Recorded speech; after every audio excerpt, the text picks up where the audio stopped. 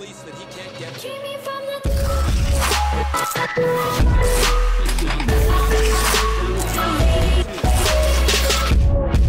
Yo, what is going on, guys? We're playing some more MLB The Show 17 today, and we're doing another episode of Conquest mode. If you remember correctly, we ended last episode with 35 million reinforcements. So what we're going to do is we're going to go ahead here and...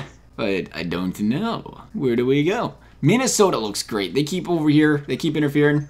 I'll teach them what's good. We're going to go right on over here to Minnesota. We're going to take as many Minnesota territories as we can. And I'll come right back to see you guys here. And hopefully we'll be able to go ahead and try to conquer them. Here we are. We got done with Minnesota. And if you guys remember correctly, I believe we did tell them to watch themselves. They kept coming at us. And now look what happened. They're out of territories. We're going to sim to the next round. Because we want to make sure we have plenty of territories when we go and take them out. Looks like we have 39 million territories to work with. I like this. I like this. We're gonna let's put about 26 million on Minnesota. We're gonna hurt ourselves too because we ran a circle. That was a big mistake right there, running a circle on Minnesota like that, because now we have nowhere to go with those fans when we're done. So we're gonna put some more fans. I don't know, I'm not a big Chicago fan, so we're just gonna go over here and we're gonna take some Chicago territories out just because why not, right? Actually though, to be fair, the Cubs are struggling this year though, so they're not as scary, but don't worry, they still play the Reds 15 times a year, and ever since, you know, we destroyed the Cubs for a couple years there, we haven't beat them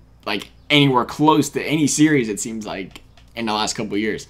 Ever since the Cubs started turning it around, they're mashing on us every time. But we're going to go ahead here anyway, and we're going to go ahead and veteran. We have to play them on veteran. That's all right. Minnesota on veteran. I don't know if the roster's had any updates since the last time we played a game. I don't think it has. I've been buying a bunch of guys, but I didn't put anybody in the squad. I just bought some guys for investments for roster updates and stuff, but I don't think anybody is on the team. If we could get done loading here, we can find out. Okay, we won't find out. First, we have to pick a time to play. We like 7 o'clock games. McCullers, DeGrom, looks about the same. I don't know why McCullers is a 91. He must have the daily update thing going on for him, so that's nice. Barrage, Starling, Marte. Yeah, it looks all about the same. Still got that Xander Bogaerts. High hopes out of him. Oh, we got to play their common pitcher, a 58 overall. Adam Wilk. I feel like we can Wilk all over this guy with some runs. Our starting pitcher is Pineda. I don't mind using Pineda to start. Here we are in the 3rd inning, and we have ourselves a situation. The Twins currently have a runner on second base with 2 outs, taking no chances here. We're going to bring in Craig Kimbrell to try to get us out of this inning. That is not how you get a guy out of the inning. That's going to move a guy to third base. And now all of a sudden, another wild pitch like that, and this game is all but over. We're going to find a strike zone here, Craig. There's a nice looking pitch. Get it in there, 1-1 count. Let's see if we can bury another one. This time a 2-seamer though down there, and he swung at it. That's good. The thing about Kimbrell is he only has those 2 pitches, plus that knuckle curve. We'll see if we can get him with that knuckle curve right here though on the outside. Just missed the strike zone, and he did not chase it. That was a good take right there. We'll try it one more time here on the 2-2. He took it, he swung, he missed, and we're heading the extra innings. Now we got ourselves a chance to score here in the 4th inning. Runner on first base with Chris Davis up, all but a great time for a home run. We got that righty on the mound this time. Man, he hung that curveball. I thought that was a high fastball, and that ball came in there slow. I was way too late to it once I noticed it, but man, that would have been a nice one to just dish over the top of the fence. And instead, I bite on the one that is not a good pitch. That is a pop-up. Catcher barely has to move. There is 2 down. All right, Stanton, here's your chance, man. Runner on first base. Let's make it happen. Nope, curveball. They're just afraid to throw the juice, especially to a guy like Stanton. They're coming right after him, down the line. We'll see if we can send him 3. We're going to send him 3. Can we get? We're not going to get 4 out of it, though. 1st and 3rd, 2 down. See if we can get ourselves a game-winning run here in the top of the 4th inning. It's going to be up to Gary Sanchez. We need one little hit into the outfield to get us a 1-run lead. There she is. Get down the line. Get down the line. Run, Gary. Oh, man, I don't know what the guy on first base was doing. Is that Chris Davis? That's an out. We're going to the bottom of the 4th. We got another scoring opportunity here in the 5th inning. But we did pinch hit Kimbrell, but we're not going to do anything here but try to bunt the runner over. We need to get 2 chances here to score this run. We might leg this one out. He missed him. He missed the guy. That was a big mistake by the first baseman.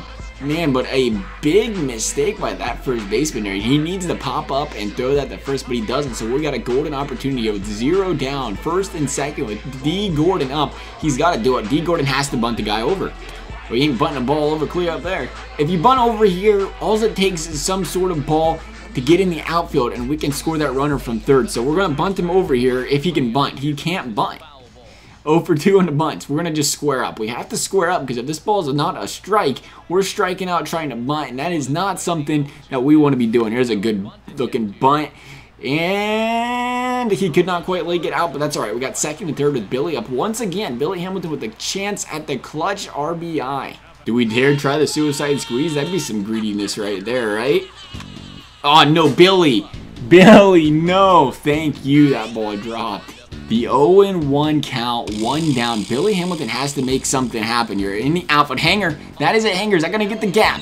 Is that going to get the gap? It's not. We're going to send him.